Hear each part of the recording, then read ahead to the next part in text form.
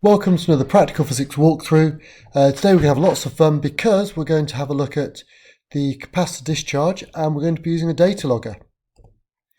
So you may or not know at this stage that capacitors discharge exponentially, and there is something called the RC time constant. R for resistance, C for capacitance, and if you multiply those two things together you get a value, and that value is in seconds, and that is the time it takes for the capacitor to discharge by 1 over E, where E is Euler's number.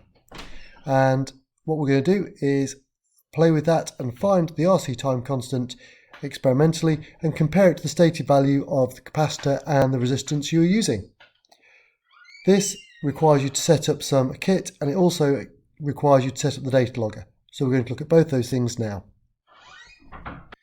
Okay, so use one of the lab PCs, easiest thing to do, and you're also going to set up a capacitor using a voltage sensor, a data logger, a decade box. Be aware there's loads of different versions of decade box in the cupboards, and you're going to need a power supply as well. And what we're going to do is create two circuits, one which will charge the capacitor, and then we will discharge the capacitor through the voltage sensor and the decade box so that we can hopefully see this nice exponential discharge. Let's have a little look at the sheet actually. So this is the exponential decay voltage formula. That's the initial voltage, that's the voltage at a certain time, and it's just T over RC. And what we're going to do is you're going to have to apply a bit of logs. Thankfully we do this, but you are going to be plotting a log of voltage versus time graph. But this is what I'm really interested in, this little diagram here. So it says 8 volts here. You can take it to 10, absolutely no trouble. In fact, this originally was for an old sensor, so our current sensor will take it up to 20 volts, and there's no real problem with you taking it to 20 volts. Perhaps want to be a little bit careful about touching the terminals of the capacitor because it will give you a belt. It's a chunky old capacitor, 48,000 microfarads. The other thing is I would suggest not using a switch. For some reason, sensors have started tripping if you use a switch. So what we're actually going to do is switch this by just removing a cable from the power supply. But you'll see that in a second. Right, I'm now going to set up that circuit and you're going to watch me. And hopefully that means you'll be able to set it up yourself.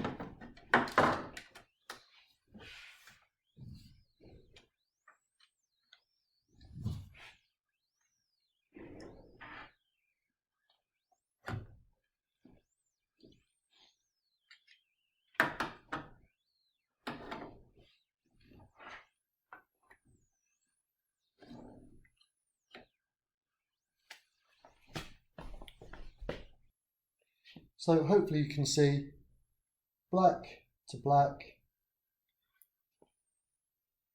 and then to black, red to red to red.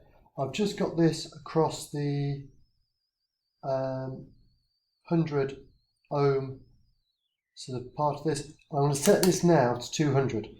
If you run this thing through with this being 0 ohms, it will fry it, because you'll be putting 8 volts through 0 resistance, and that is not good for anything. So please make sure that you've got this preset to 200 before you start.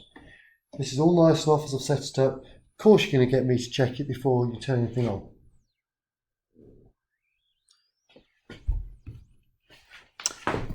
Let's move to the computer, and rather than try and show the screen of the computer live, I'm going to have this set up like this.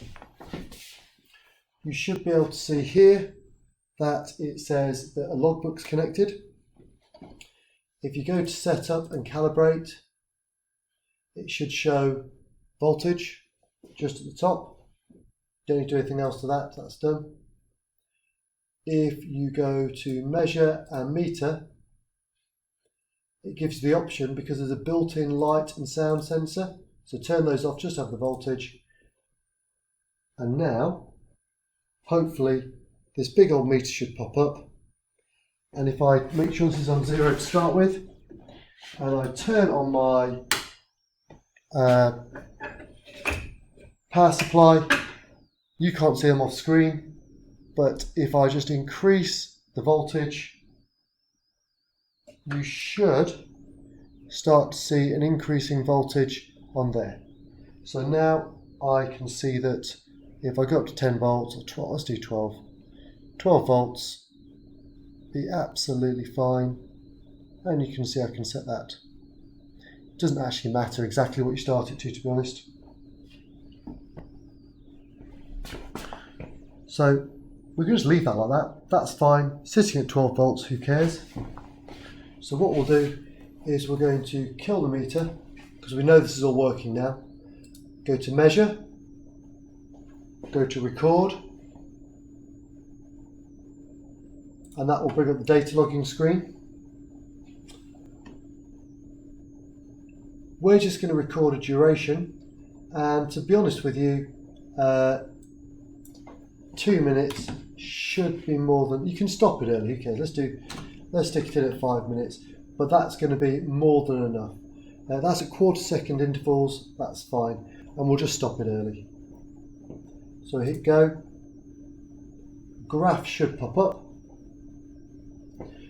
kill the audio and the light, so just got the data there for the voltage, and hopefully there is a little cross somewhere at about 12 volts that you should start. Hit the green, start recording, and hopefully there's a little red line, you can see it here, just going across at 12 volts. This is dead data, we don't really care about this. I'm going to zoom in so you can see what this looks like, and hopefully I won't send anything flying. I mean, clearly this is not useful data, so we're going to get rid of it at the end. So you can see that red line going across. What we're going to do now is flicker the switch. In fact, we're not going to flicker the switch, we're going to just pull a cable out. So I'm just going to pull the positive cable out of there, and what we should see now is that that is going to start decreasing. Get some lovely Mori patterns on that. So you can see that red line decreasing, and if we watch this, it should be decreasing exponentially.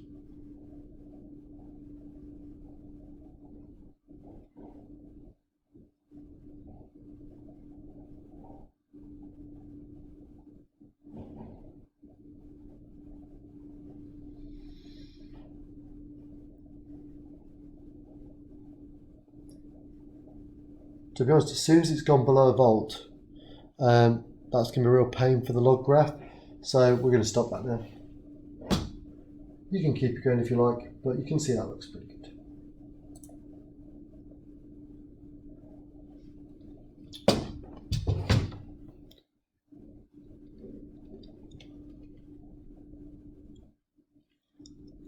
So we keep this data. I'm now going to run you through how you process this. That is lovely but completely useless to us. So what we're going to do is go to Data,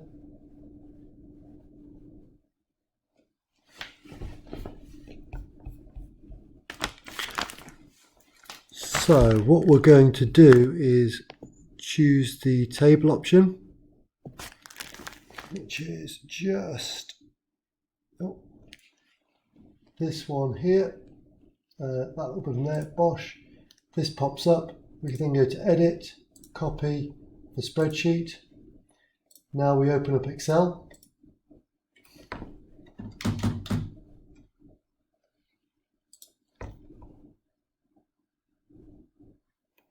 I'm spoiling you here because it's all written down.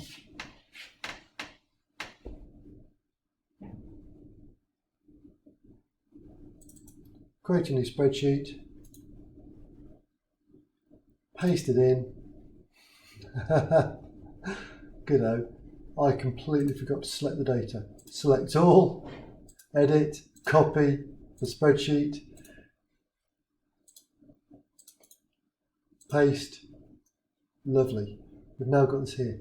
At this stage, I would just look at all of this and see it's not changing. This is the several seconds worth of data, which, there we go. All this 12.48 malarkey we can get rid of because that's our first data point there. So I'm just going to go delete, and I'm actually going to lift those cells up. Bosh. Because now that 12.48 is at the start of our data set. If we want to look at that graph, we could do. Insert. I mean, it's going to look exactly the same as the previous graph, but we could do that.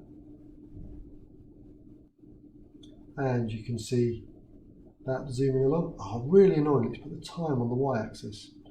We're not going to, I mean, you could plot this graph, it's up to you, but we're not going to for the moment. The graph we want to plot is this one. So we're just going to take a log value of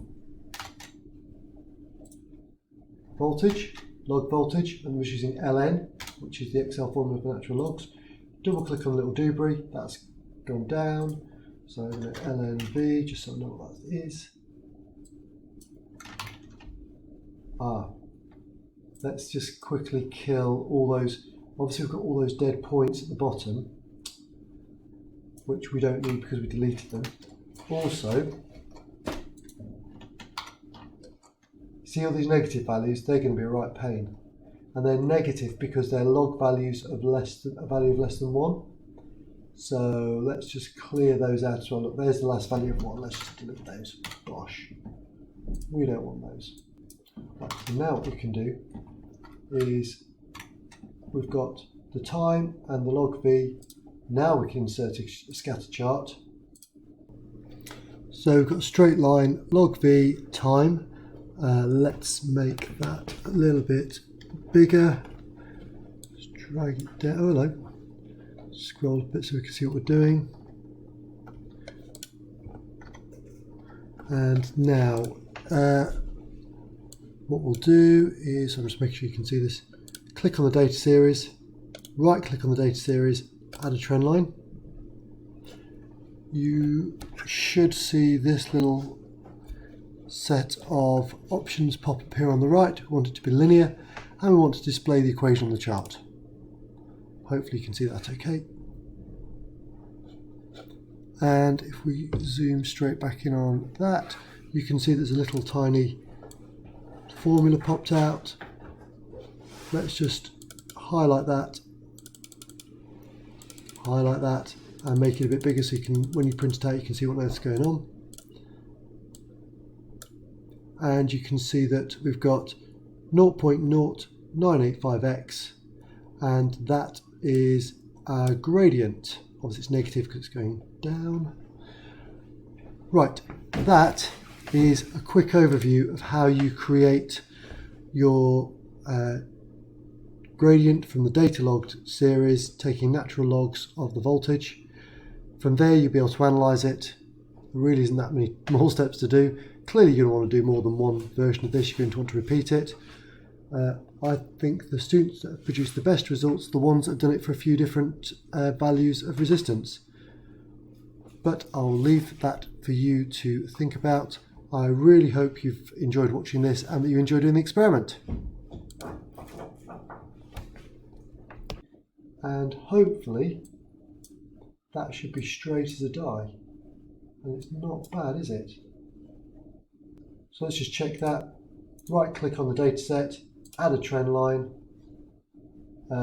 linear, display the equation, move that so we can see it, and we can even make that a bit bigger if we want so we can see what that's going on.